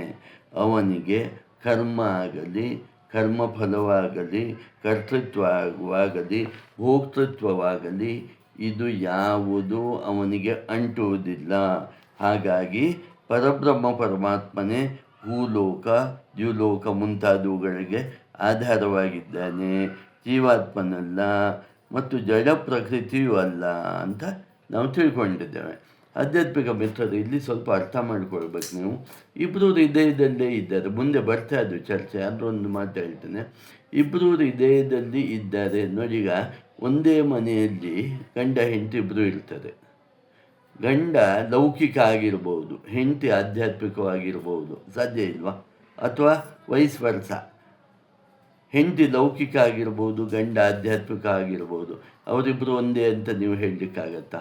ದೈಹಿಕವಾಗಿ ಸ್ಥೂಲ ಪ್ರಪಂಚದಲ್ಲಿ ಒಂದೇ ಗಂಡ ಹೆಂಡತಿ, ಆಧ್ಯಾತ್ಮಿಕವಾಗಿ ಮಾನಸಿಕ ಪ್ರಪಂಚದಲ್ಲಿ ಪ್ರಜ್ಞಾಮಟ್ಟದಲ್ಲಿ ಅವರು ಒಂದೇ ಅಲ್ಲ ಅಂತ ತಿಳ್ಕೊಳ್ಳಲ್ವಾ? ಹಾಗೆಯೇ ಇಬ್ಬರೂ ಹೃದಯಸ್ಥರಾಗಿದ್ದರು. ಜೀವಾತ್ಮನು ಕರ್ಮದ ಬಗ್ಗೆ ಯೋಚಿಸ್ತಾನೆ, ಕರ್ಮಫಲದ ಬಗ್ಗೆ ಯೋಚಿಸ್ತಾನೆ, ನಾನು ಕರ್ತ ಅಂದ್ಕೊಳ್ತಾನೆ, ನಾನು ಭೋಕ್ತ ಅಂದ್ಕೊಳ್ತಾನೆ. ಹೀಗೆ ಅಂದುಕೊಂಡು ಜನ್ಮಗಳನ್ನು ಪಡೀತಾ ಇರ್ತಾನೆ. ಪರಮಾತ್ಮನು ಇದು ಯಾವುದಕ್ಕೂ ಅಂಟಿಕೊಂಡಿಲ್ಲ, ಕರ್ಮಕ್ಕೂ ಅಂಟಿಕೊಂಡಿಲ್ಲ, ಕರ್ಮಫಲಕ್ಕೂ ಅಂಟಿಕೊಂಡಿಲ್ಲ, ತಾನು ಕರ್ತ ಭೋಕ್ತ ಯಾವುದೂ ಇಲ್ಲ. ತನ್ನದೇ ಜ್ಞಾನದಲ್ಲಿ ಆನಂದಮಯನಾಗಿ ಯಾವಾಗಲೂ ಇರ್ತಾನೆ. ಹಾಗಾಗಿ ಜೀವಾತ್ಮನೂ ಆಗಲಿ, ಜಡ ಪ್ರಕೃತಿಯಾಗಲಿ ಲೋಕಗಳಿಗೆ ಆಶ್ರಯವಲ್ಲ ಅಂತ ಹೇಳ್ತಾ ಮುಂದಿನ ಸೂತ್ರ ಹೇಳುತ್ತೆ, ಹಿಂದಿನ ಸೂತ್ರಗಳಲ್ಲಿ ಭೂಲೋಕ, ಸ್ವರ್ಗಲೋಕ ಮುಂತಾದವುಗಳಿಗೆ ಆತ್ಮನೇ ಆಶ್ರಯ ಅಂತ ನಾವು ಹೇಳಿದೆವಲ್ವ. ಈ ಆತ್ಮ ಎಂದರೆ ಪರಬ್ರಹ್ಮ ಪರಮಾತ್ಮನೇ ಎಂದು ಸಹ ನಾವು ತಿಳಿದಿದ್ದು ಆಯಿತು. ಇದು ಹೇಳಿದ್ದು ಮುಂಡಕೋಪನಿಷತ್ತಿನಲ್ಲಿ ಅಂತಲೂ ಹೇಳಿದ್ದೇವೆ. ಆದರೆ ಈಗ ಪ್ರಶ್ನೆ ಬರ್ತದೆ, ನೀವು ಬರೀ ಮುಂಡಕೋಪನಿಷತ್ತಲ್ಲಿ ಹೇಳಿದ್ದೇ ಹೇಳ್ತಾ ಇದ್ದೀರಿ. ಆದರೆ ಚಾಂದೋಗ್ಯ ಉಪನಿಷತ್ತಲ್ಲಿ ನಾರದರಿಗೆ ಸನತ್ ಕುಮಾರರು ಉಪದೇಶ ಮಾಡ್ತಾರೆ. ಅವರು ಏನು ಹೇಳ್ತಾರೆ? ನಾವು ವಾಣಿ ಅಂದರೆ ಮಾತು, ಮನಸ್ಸು ಮುಂತಾದ 16 ಕಡೆಗಳಲ್ಲಿ ಮನಸ್ಸನ್ನು ಸ್ಥಿರಗೊಳಿಸ್ತಾ ಹೋಗಬೇಕು, ಒಂದೊಂದು ಹೆಜ್ಜೆ ಬೈ ಹೆಜ್ಜೆ. ಕೊನೆಗೆ ಪ್ರಾಣವೇ ಇವುಗಳಲ್ಲಿ ಅತಿ ಹೆಚ್ಚಿನದು ಎಂದು ಹೇಳುತ್ತಾರೆ. ಪ್ರಾಣವೇ ಭೂಮ ಅಂದರೆ ಅತಿ ಹೆಚ್ಚಿನದು, ಅದೇ ಆತ್ಮ ಎಂದು ಸನತ್ ಕುಮಾರರು ನಾರದ ಮಹರ್ಷಿಗಳಿಗೆ ಉಪದೇಶ ಮಾಡ್ತಿದ್ದಾರೆ. ಹಾಗಿದ್ದಾಗ ಪ್ರಾಣ ಶಬ್ದವು ಜೀವಾತ್ಮನ ಬಗ್ಗೆ ಹೇಳುತ್ತದೆ ಅಂತ ನಾವು ಯಾಕೆ ತಿಳ್ಕೊಳ್ಬಾರ್ದು? ಪರಮಾತ್ಮನ ಬಗ್ಗೆ ಅಲ್ಲ ಅಂತ ಯಾಕೆ ತಿಳ್ಕೊಳ್ಬಾರ್ದು? ಜೀವಾತ್ಮನ ಬಗ್ಗೆ ಪ್ರಾಣ ಶಬ್ದ ಹೇಳುತ್ತಪ್ಪ, ಪರಮಾತ್ಮನ ಬಗ್ಗೆ ಅಂತ ಎಲ್ಲಿ ಹೇಳಿದೆ ಅಂತ ನಾವು ಯಾಕೆ ತಿಳ್ಕೊಳ್ಬಾರ್ದು ಅನ್ನೋದು ಪ್ರಶ್ನೆ. ಅದಕ್ಕೆ ಮುಂದಿನ ಸೂತ್ರ ಉತ್ತರಿಸುತ್ತೆ. ಅದಕ್ಕೆ ಹೇಳುತ್ತೆ, ಭೂಮ ಸಂಪ್ರಸಾದದ್ಯುಪದೇಶಾತ್ ಭೂಮ ಸಂಪ್ರಸಾದದ್ಯುಪದೇಶಾತ್. ಸಂಪ್ರಸಾದ ಅನ್ನೋ ಶಬ್ದದ ಅರ್ಥ ಜೀವಾತ್ಮ ಅಂತ ಈ ಸೂತ್ರದಲ್ಲಿ.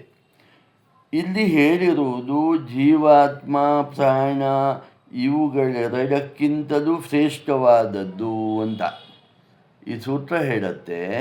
ಇಲ್ಲಿ ಹೇಳಿದ್ದು ನಾರದರಿಗೆ ಹೇಳಿದ್ದು ಏನು ಅಂದರೆ, ಜೀವಾತ್ಮ ಮತ್ತು ಪ್ರಾಣಕ್ಕಿಂತಲೂ ಶ್ರೇಷ್ಠವಾದ ತತ್ವ ಪರಬ್ರಹ್ಮ ಪರಮಾತ್ಮ. ಹಾಗಾಗಿ ಆತ್ಮ ಎಂದರೆ ಜೀವಾತ್ಮನಲ್ಲ, ಆತ್ಮ ಎಂದರೆ ಪರಮಾತ್ಮ.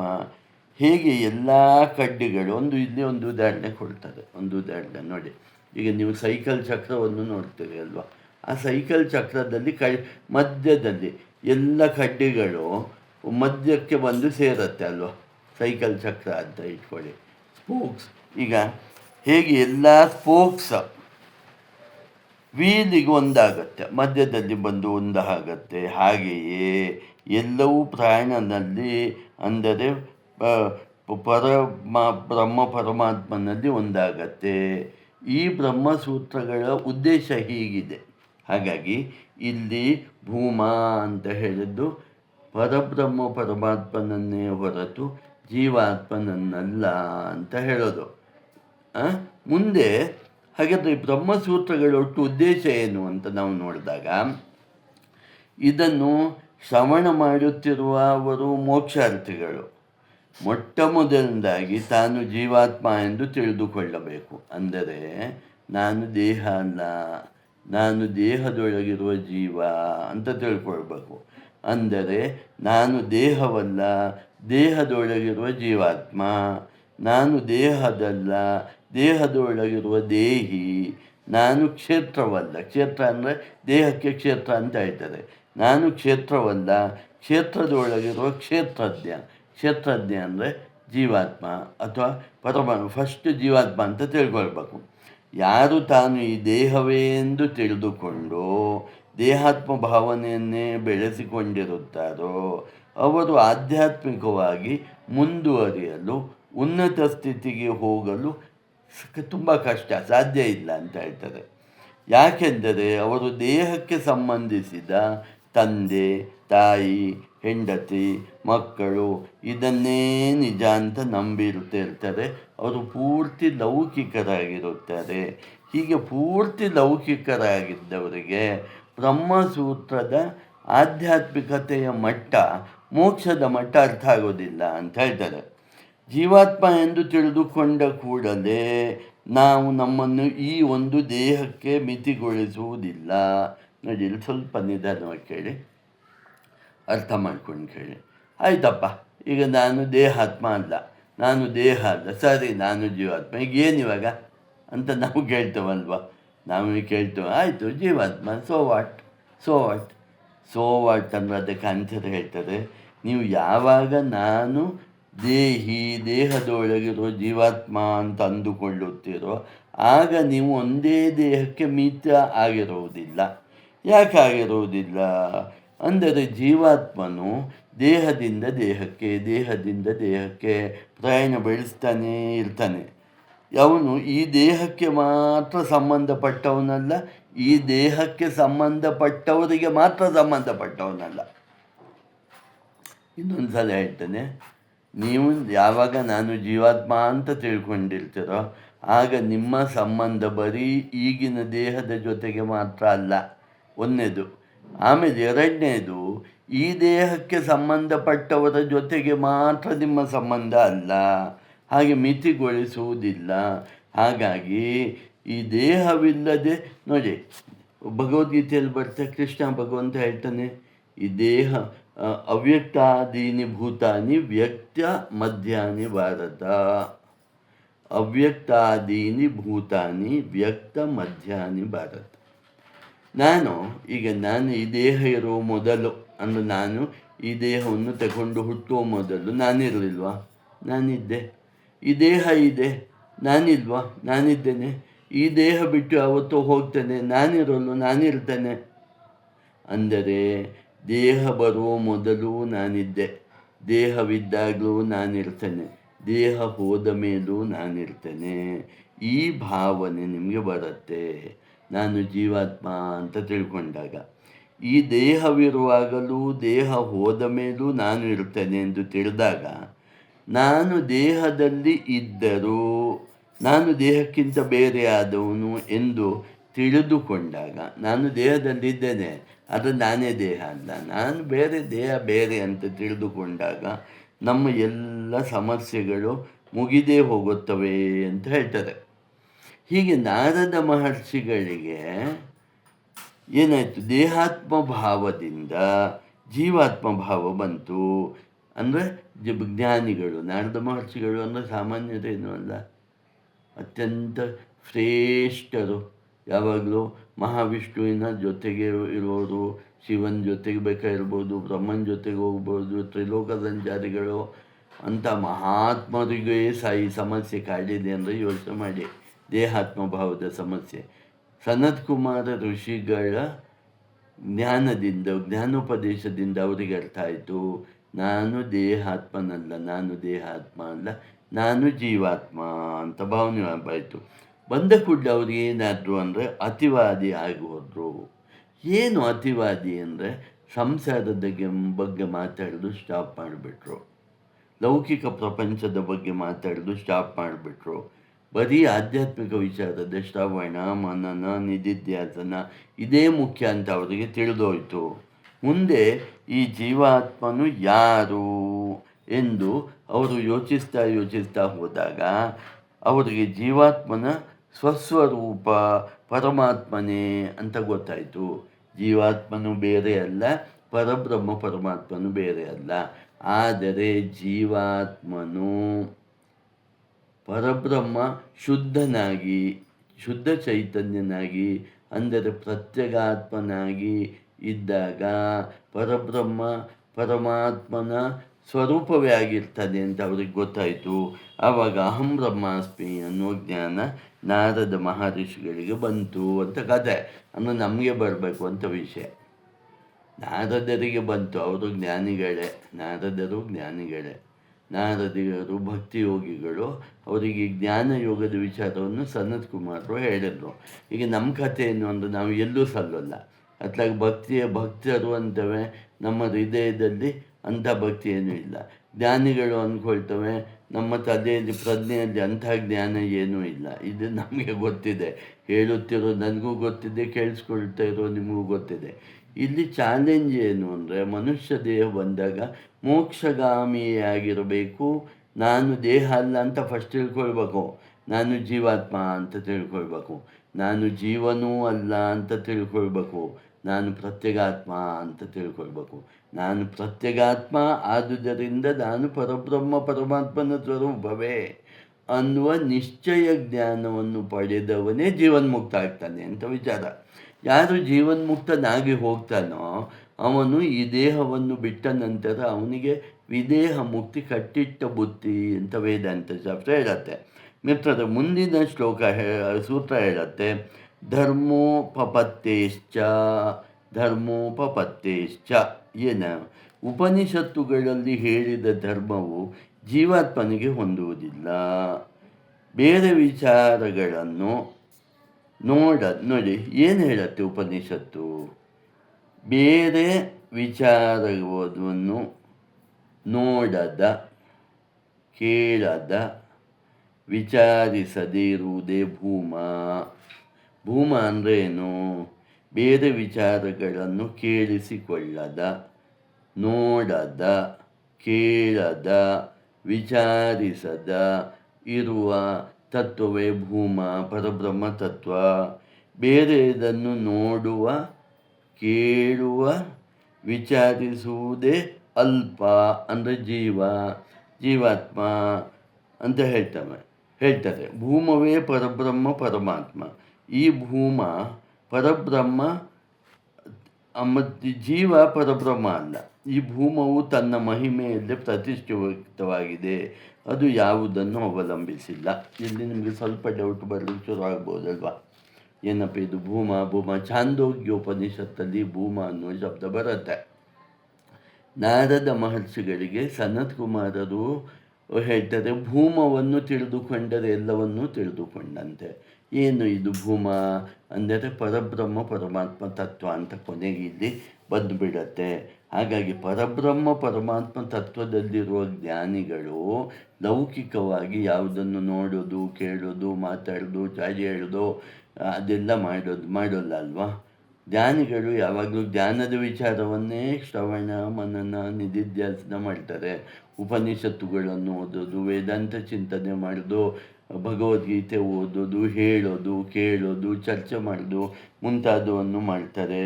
ಅದೇ ಪರಬ್ರಹ್ಮ ತತ್ವ, ಅದೇ ಭೂಮ ತತ್ವ, ಅದನ್ನೇ ಹಿಡಿಬೇಕು ಅಂತಾರೆ. ಮುಂದಿನ ವಿಚಾರ, ನಮ್ಮ ಶಾಸ್ತ್ರಗಳಲ್ಲಿ ಅನೇಕ ಕಡೆಗೆ ಅನೇಕ ಸಲ ಬರುವ ಶಬ್ದ ಅಕ್ಷರ.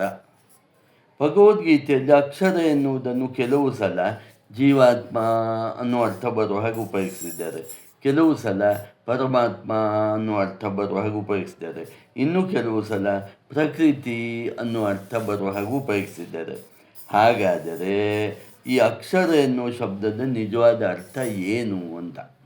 ಇನ್ನು ಕೆಲವು ಕಡೆ ಹೇಗೆ ಹೇಳಿದ್ದಾರೆ, ಅಕ್ಷರ ಅಂದರೆ ಓಂಕಾರ, ಪ್ರಣವವನ್ನೇ ಅಕ್ಷರ ಅಂತ ಶಾಸ್ತ್ರಗಳು ಹೇಳುತ್ತವೆ ಅಂತಲೂ ಹೇಳಿದ್ದಾರೆ. ಹಾಗಾದರೆ ನಿಜವಾಗಿ ಅಕ್ಷರ ಅಂದರೆ ಏನು ಅಂತ ವಿಷಯ. ಈಗ ಅಕ್ಷರ ಯಾವುದನ್ನು ನಾವು ಹೇಳಬೇಕು ನೋಡಿ, ಹೀಗೆ ಇದು ಜೀವಾತ್ಮನನ್ನು ಅಕ್ಷರ ಅಂತ ಹೇಳಬೇಕು, ಪರಮಾತ್ಮವನ್ನು ಅಕ್ಷರ ಅಂತ ಹೇಳಬೇಕು, ಪ್ರಕೃತಿಯನ್ನು ಅಕ್ಷರ ಅಂತ ಹೇಳಬೇಕು, ಓಂಕಾರವನ್ನು ಅಕ್ಷರ ಅಂತ ಹೇಳಬೇಕು. ಅಂದರೆ ಮುಂದಿನ ಶ್ಲೋಕ ಹೇಳುತ್ತೆ, ಅಕ್ಷರ ಮಂಬರಾಂತರ್ಧೃತೇಹೇ, ಅಕ್ಷರ ಮಂಬರಾಂತರ್ಧೃತೇಹೇ ಅಂದರೆ ಏನು ಹೇಳುತ್ತೆ ಇಲ್ಲಿ. ಇದು ಬೃಹದಾರಣ್ಯಕ ಉಪನಿಷತ್ತಲ್ಲಿ ಬರುತ್ತೆ. ಬೃಹದಾರಣ್ಯಕ ಉಪನಿಷತ್ತು ಹೇಳುವಂತೆ ಅಕ್ಷರ ಎಂದರೆ ಪರಬ್ರಹ್ಮ ಪರಮಾತ್ಮ ಅಂತ ಮೊದಲನೇ ವಿಷಯ.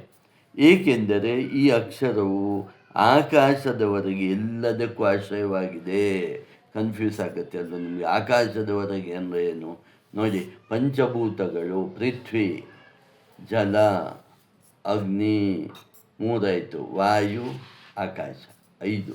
ಅಂದರೆ ಉಳಿದ 4 ಭೂತಗಳಿಗೂ, ಪೃಥ್ವಿಗೂ, ಜಲಕ್ಕೂ, ಅಗ್ನಿಗೂ, ವಾಯುವಿಗೂ ಆಶ್ರಯವಾಗಿದೆ. ಇದು ಉಳಿದ 4 ಭೂತಗಳು ಅಂದರೆ ಪಂಚಭೂತಗಳಲ್ಲಿ 4, ಅದನ್ನು ಆಕಾಶವನ್ನು ಏನೂ ಡಿಸ್ಟರ್ಬ್ ಮಾಡಲಿಕ್ಕಾಗಲ್ಲ. ಆಕಾಶವೇ ಅದಕ್ಕೆ ಆಶ್ರಯವಾಗಿದೆ, ಅಂದರೆ ಎಲ್ಲವನ್ನೂ ಧರಿಸುತ್ತದೆ. ಪರಬ್ರಹ್ಮ ಪರಮಾತ್ಮನಂತೆ ಎಲ್ಲವನ್ನೂ ಧರಿಸುತ್ತದೆ ಅಂತೇಳಿ ಬರುತ್ತೆ. ಈಗ ಯಾಜ್ಞವಲ್ಕ್ಯರ ಹೆಂಡತಿ ಮತ್ತು ಶಿಷ್ಯೆ ಗಾರ್ಗಿ ತನ್ನ ಗಂಡನಾದ ಮಹಾಜ್ಞಾನಿಯಾದ ಯಾಜ್ಞವಲ್ಕ್ಯರನ್ನು ಕೇಳುತ್ತಾಳೆ. ಏನು ಕೇಳ್ತಾಳೆ? ಅವಳ ಪ್ರಶ್ನೆ ಹೀಗೆ, ಸ್ವರ್ಗಲೋಕಕ್ಕಿಂತ ಮೇಲಿನದು ಯಾವುದು? ಪೃಥ್ವಿಲೋಕಕ್ಕಿಂತ ಕೆಳಗಿನದು ಯಾವುದು? ಈ ಎರಡರ ಮಧ್ಯದಲ್ಲಿರುವುದು ಯಾವುದು?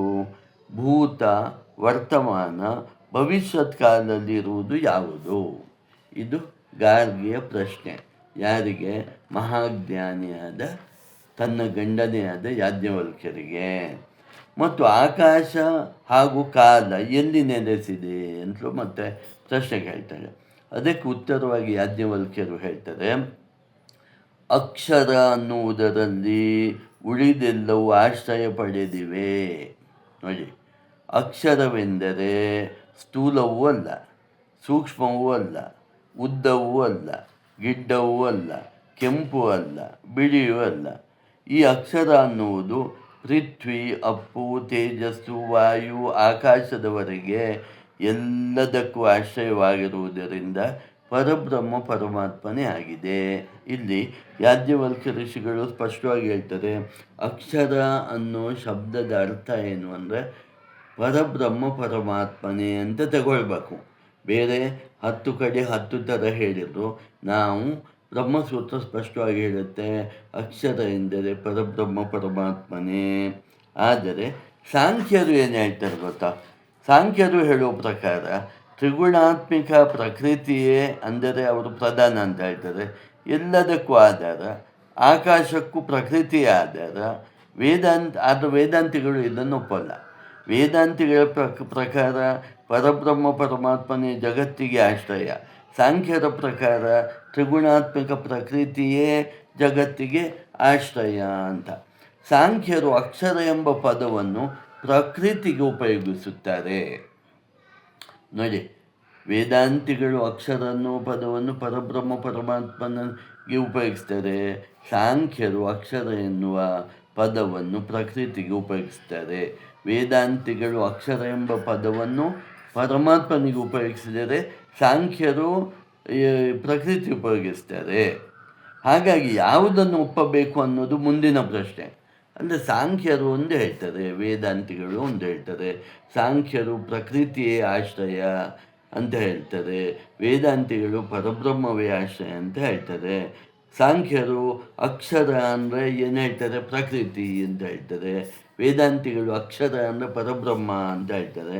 ಒಳ್ಳೆ ಕನ್ಫ್ಯೂಷನ್ ಆಗೋಯ್ತಲ್ಲ. ಯಾವುದನ್ನು ನಾವು ತಗೊಳ್ಬೇಕು ಅಂದರೆ ಮುಂದಿನ ಸೂತ್ರ ಹೇಳುತ್ತೆ, ಸಾಚ ಪ್ರಶಾಸನಾತ್. ಸಾಂಖ್ಯದ ಪ್ರಕಾರ ಪ್ರಕೃತಿ ಪುರುಷ ಇವೆರಡೂ ಅನಾದಿ. ಅವರು ಹೇಳ್ತಾರೆ ಪ್ರಕೃತಿಯೂ ಅನಾದಿ, ಪುರುಷ ಅಂದರೆ ಪರಮಾತ್ಮನೂ ಅನಾದಿ, ಮತ್ತು ಇವೆರಡು ಸ್ವತಂತ್ರ. ಪ್ರಕೃತಿಯು ಸ್ವತಂತ್ರ, ಪುರುಷ ಪರಮಾತ್ಮನು ಸ್ವತಂತ್ರ. ಆದರೆ ವೇದಾಂತ ಇದನ್ನು ಒಪ್ಪೋದಿಲ್ಲ. ವೇದಾಂತ ಹೇಳುತ್ತೆ ಪುರುಷ ಅನಾದಿ, ಪ್ರಕೃತಿಯು ಅನಾದಿಯಾಗಿದ್ದರೂ ಪುರುಷನ ಅಧೀನವಾಗಿದೆ. ಪ್ರಕೃತಿಗೆ ಸ್ವತಂತ್ರವಾಗಿ ತಾನು ಯಾವ ಕೆಲಸ ಮಾಡುವ ಶಕ್ತಿಯೂ ಇಲ್ಲ. ಪುರುಷನ ಶಕ್ತಿಯನ್ನು ಉಪಯೋಗಿಸಿಕೊಂಡು ಪ್ರಕೃತಿ ಅಂದರೆ ಪರಮಾತ್ಮನ ಶಕ್ತಿಯನ್ನು ಉಪಯೋಗಿಸಿಕೊಂಡು ಪ್ರಕೃತಿ ಕೆಲಸ ಮಾಡುತ್ತೆ ವಿನ ಪ್ರಕೃತಿಯೇ ತಾನು ತನ್ನಷ್ಟಕ್ಕೆ ತಾನೇ ಕೆಲಸ ಮಾಡಲಿಕ್ಕಾಗೋದಿಲ್ಲ. ಪ್ರಕೃತಿಯು ಪುರುಷನ ಅಂದರೆ ಪರಮಾತ್ಮ ಪರಬ್ರಹ್ಮನ ಅಧಿವಶವಾಗಿದೆ. ಹಾಗಾಗಿ ಈ ಜಗತ್ತಿನ ಅಂತಿಮ ಆಶ್ರಯ ಪರಬ್ರಹ್ಮ ಪರಮಾತ್ಮನೇ ಆಗಿದ್ದಾನೆ, ಹೊರತು ಪ್ರಕೃತಿಯಲ್ಲ. ಹಾಗಾಗಿ ಅಕ್ಷರ ಎನ್ನುವ ಶಬ್ದದ ಅರ್ಥ ಪರಬ್ರಹ್ಮವೇ. ಅಕ್ಷರದ ಪ್ರಶಾಸನದಿಂದಲೇ ಸೂರ್ಯ, ಚಂದ್ರ ಹಾಗೂ ಎಲ್ಲ ಲೋಕಗಳು ನಡೆಯುತ್ತವೆ. ಹಾಗಾಗಿ ಅಕ್ಷರವೆಂದರೆ ಪರಬ್ರಹ್ಮ ಪರಮಾತ್ಮವೇ ಅಂತ ತಗೊಳ್ಬೇಕು ಅಂತ ಹೇಳ್ತಾರೆ. ಇಲ್ಲಿಗೆ ನಾನು ಈ ವಿಡಿಯೋವನ್ನು ನಿಲ್ಲಿಸಿ ಮುಂದಿನ ವಿಡಿಯೋದಲ್ಲಿ ಮುಂದುವರಿತೇನೆ. ನಿಲ್ಲಿಸೋ ಮೊದಲು ಒಂದು ವಿಷಯ ಹೇಳ್ತಾನೆ. ಓಂಕಾರವನ್ನು ನಾವು ಅಪರಬ್ರಹ್ಮವೂ ಹೌದು ಪರಬ್ರಹ್ಮವೂ ಹೌದು ಅಂತ ಹೇಳ್ತೇವೆ. ಅಪರಬ್ರಹ್ಮ ಅಂದರೆ ಸಗುಣ ರೂಪಿ ಪರಮಾತ್ಮ, ಪರಬ್ರಹ್ಮ ಅಂದರೆ ನಿರ್ಗುಣ ರೂಪಿ ಅವ್ಯಕ್ತ ರೂಪಿಯಾದ ಪರಮಾತ್ಮ ಅಂತ ಇದರ್ಥ. ಈಗ ಹಾಗೆ ಇದನ್ನು ಹೇಗಪ್ಪ ಸಮನ್ವಯಗೊಳಿಸೋದು ಹೇಗೆ ಅಂದರೆ, ಆಧ್ಯಾತ್ಮಿಕ ಸಾಧಕನು ಉಪಾಸನೆಯನ್ನು ಮಾಡಿದಾಗ ಅವನು ಅಪರಬ್ರಹ್ಮದ ಕಡೆಗೆ ಹೋಗ್ತಾನೆ, ಒಂದು ದೇವತೆಯ ಕಡೆಗೆ ಹೋಗ್ತಾನೆ. ಉಪಾಸನೆ ಮಾಡ್ತಾ ಮಾಡ್ತಾ ಮಾಡ್ತಾ ಮಾಡ್ತಾ ಅವನ ಚಿತ್ತಶುದ್ಧಿ ಆಗತ್ತೆ. ಚಿತ್ತಶುದ್ಧಿ ಆದಾಗ ಅವನ ಜೀವಾತ್ಮ ಭಾವ ಹೋಗತ್ತೆ. ಮೊದಲು ದೇಹಾತ್ಮ ಭಾವ ಹೋಗಿ ಜೀವಾತ್ಮ ಭಾವದಲ್ಲಿ ನಿಲ್ತಾನೆ. ಜೀವಾತ್ಮ ಭಾವ ಹೋಗಿ ಪ್ರತ್ಯೇಗಾತ್ಮನಲ್ಲಿ ನಿಲ್ತಾನೆ. ಪ್ರತ್ಯೇಗಾತ್ಮ ಭಾವವೂ ಹೋಗಿ ಅವನಿಗೆ ತಾನೇ ಪರಬ್ರಹ್ಮ ಪರಮಾತ್ಮ ಅಂತ ತಿಳ್ಕೊಳ್ತಾನೆ. ಆಗ ಅವನು ಪರಬ್ರಹ್ಮ ಪರಮಾತ್ಮನಲ್ಲೇ ಒಂದಾಗುತ್ತಾನೆ. ಹಾಗಾಗಿ ಓಂಕಾರ ಅಕ್ಷರವು ಪರಬ್ರಹ್ಮ ಪರಮಾತ್ಮನೇ ಅನ್ನೋದು ಇಲ್ಲಿ ಸ್ಪಷ್ಟವಾಗಿ ಗೊತ್ತಾಗತ್ತೆ ಅನ್ನುತ್ತಾ ನಿಮಗೆಲ್ಲ ವಂದಿಸುತ್ತಾ ಈ ವಿಡಿಯೋವನ್ನು ಮುಗಿಸ್ತಾ ಇದ್ದೇನೆ. ಕೃಷ್ಣಂ ವಂದೇ ಜಗದ್ಗುರುಂ. ಓಂ ಶಾಂತಿ ಶಾಂತಿ ಶಾಂತಿ.